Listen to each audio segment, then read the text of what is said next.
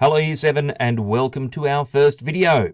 Today I'm going to be talking to you about perimeter. So we're talking about shapes, we're doing measurement, and when I talk about perimeter there are two things I might mean. One, it might mean the boundary, the outside of a shape, right? Just that part of it, right? Not the inside part, the outside, the edges. It can mean that. The other thing it can mean is how long all those edges are, okay? So it can either mean the edges or how long the edges are. Right. So let's keep moving along. A little bit of background here. The word perimeter is made up of two parts, peri and meter. Most of our maths words come from the ancient Greek. And the peri part means around, right? Like a periscope is for looking around, or, fancy word here, pericardium is a sac that's around your heart. Okay, peri is round. The other part of the word is meter, right? And you sort of think, oh, I know about meter. It's a unit of measure, but that's with an RE at the end, and we're talking ER, and this is more about measuring something or how big something is. So a thermometer we use for measuring temperature, right? It's a thermometer. And a slightly different word here, but something that's quite a lot like perimeter, is diameter, right? And that's sort of how big is a line that goes through a circle, right? That's what diameter means.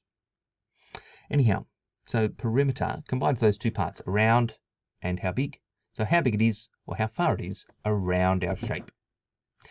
I'm going to ask you to follow 5 steps when you calculate the perimeter of a shape. And the first step is make a nice neat sketch. Not too small. I like to say half to a quarter the size of your calculator. Right, the more complex, the bigger, because your sketch is going to form part of your working, right? Part of your setting out. Okay, it's important for your benefit and the person who is reviewing, maybe marking your work, that it is nice and legible. So, not too small, very common mistake. Next thing I need you to do is to calculate the length of any unknown sides, and this is usually the biggest and trickiest part of any of these questions. So, unknown sides, identify them, calculate their length somehow. The third part, fully label your diagram. You've possibly done that as you went along. But remember, your diagram is part of your working. The next thing is to write an expression for the perimeter. Not just find it, not just calculate it. Write an expression, probably an equation. P for perimeter equals something. How did you get that answer? I want you to write that down. And then finally is to evaluate that expression. That's a separate step. I want you to evaluate that, and that's likely to answer the question that was posed in the first place. What is the perimeter? Finally, I evaluate my expression, and it will tell me what the perimeter is. So those 5 steps. We're going to go through an example here. And before we do, I just want to point out another tricky thing that can happen here is mixing up our units. Perimeter is about length, so we're talking about units of probably millimeters, centimeters, meters, maybe kilometers. We have to use consistent units, the same units throughout our question. Okay, be careful of that. So here's our example. I have this shape, this 6-sided shape, which is of course a hexagon, not a regular hexagon, and I only have 3 sides, and there's a bit of an issue with one of them. We'll get to that soon. But I need a neat sketch to begin with, and really, I've already got one. In a test, you're likely to already have the shape drawn for you, printed on the page. But if we're working out of our textbook or off the board or something like that, you are probably going to need to draw a nice neat sketch. And there we go. That's a nice neat sketch. Hopefully you can see relative to the rest of our working how big it is. I can easily read all of those numbers. They're not too cramped. A nice neat sketch. Second thing, calculate the length of any unknown sides. Do we have any unknown sides here? Of course we do. There's that one there, and this one here, and that one there. And why did I highlight that 5 centimeters there? I know what it is. It's 5 centimeters. But my other sides are indicated in millimeters, and I need to use consistent units. That's inconsistent. So we need to change that. That's the first thing I'm going to do. I'm going to change that 5 centimeters to millimeters.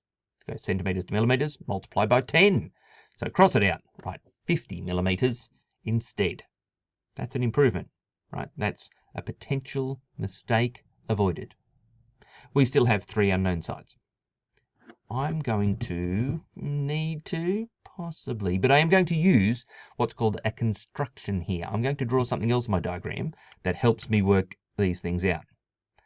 I'm going to break my shape up here into two rectangles. Okay, my diagram doesn't say, right, that those angles are right angles, and to be honest, often they won't. Also, it doesn't say not to scale, but but we're going to assume it's not to scale. I know there's a few assumptions there. Sorry, that's just how it works. But I've done a construction. I've drawn an extra line in there. I've done it as a broken line, a dotted line, if you like. And that has broken my 50mm side, that vertical side on the left. It's broken up into two parts. One of those parts is 35mm. Okay, we can transfer that figure across from the right. So it's made up of a 35 and something else. This little question mark here. How do I find that? Well, 35 plus something equals 50, or we might say that unknown thing is 50 minus 35. 50 minus 35 equals 15. So that's 15mm. And because we have constructed a rectangle there, I can transfer the 15 on there on the left all the way round to that unknown side on the right. So a little bit of working there, but it did find one of our unknown sides. Perhaps you have learned before and remember that these little symbols, these little sort of tick marks on sides when we're doing geometry, they indicate that sides are equal in length. So if one of those is 15, then the other is 15 as well, and I can transfer that figure up there. So I've just found another unknown side. That's great improvement. I still have one missing side, the one here on the bottom. I'm going to do another construction, but a different construction. Two rectangles, okay, but different two rectangles.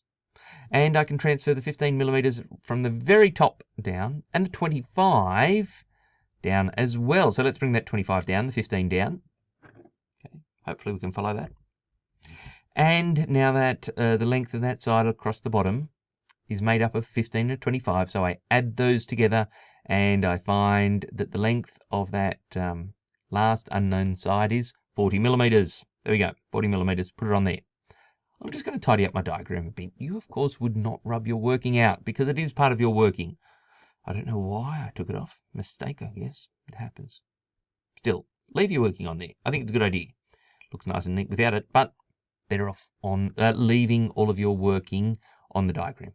Okay, don't make the mistake that I made. Anyway, step 2, calculate the length of any unknown sides. I believe that step is complete. So we can move on to the third step, which is fully label your diagram, and I don't think there's anything left to label. So that's done as well. 3 of our 5 steps done.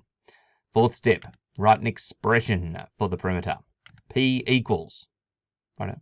Well, we are going to add up all of the sides.